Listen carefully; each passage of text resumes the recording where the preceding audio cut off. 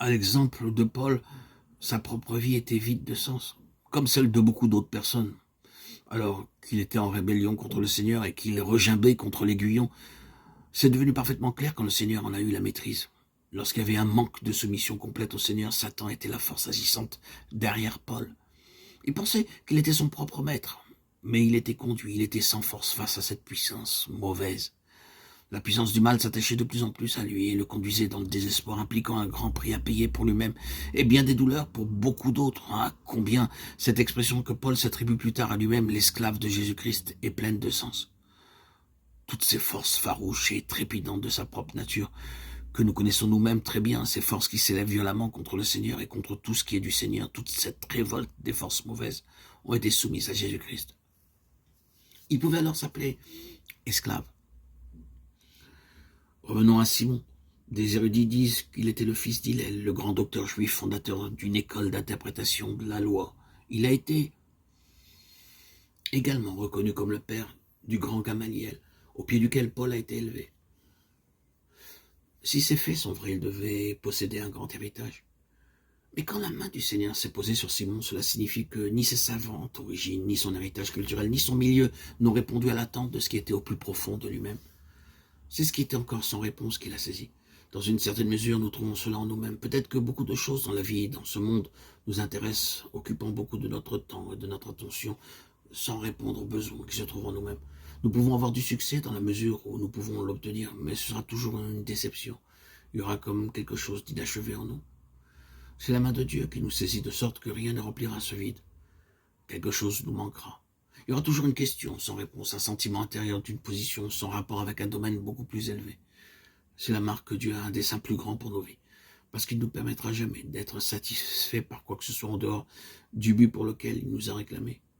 Nous pouvons penser que nous avons maintenant obtenu notre part, mais si elle s'avère inférieure à la pensée de Dieu, nous pourrons toujours explorer et exploiter notre champ.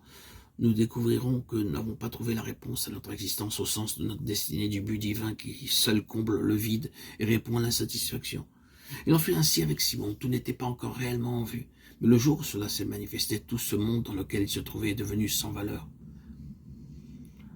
Il put dire, maintenant je l'ai saisi, maintenant je suis arrivé. Le jour où il a tenu l'enfant Jésus dans ses bras, il a su qu'il avait sa réponse. Avez-vous eu une expérience semblable?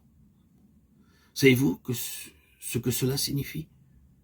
Vous attendez, espérez, priez, et alors le Seigneur vous met en contact avec ce qui procède de lui, et vous dites, c'est ce besoin que j'avais senti, c'est bien cela.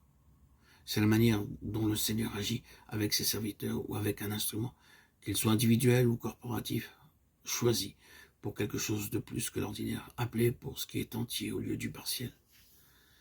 Répondons à cette question du besoin du Seigneur pour être un vase qui apporte une mesure plus grande de la plénitude de Christ. Et considérons par quelle étrange histoire spirituelle ce vase passera.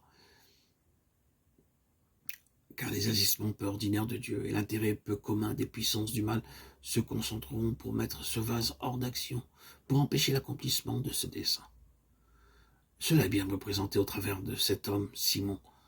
Alors que nous approchons du temps de la fin, je sens en ce moment que le Seigneur veut nous dire quelque chose à propos de son souci pour obtenir un vase qui le servira de manière plus pleine concernant son Christ et répondre aux besoins spirituels qui se manifesteront. Car nous ne pouvons pas compter sur notre propre expérience, notre propre conduite dans cette confrontation de forces peu communes et des terribles agissements de l'ennemi.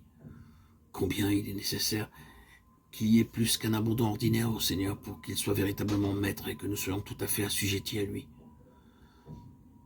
Faisons de cela une question bien définie dans la prière.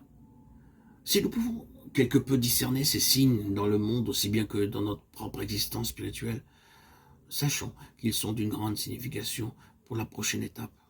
Et donnons au Seigneur la possibilité de trouver en nous un vase complètement placé sous sa maîtrise. Frères et sœurs bien-aimés en Christ, qu'il en soit ainsi.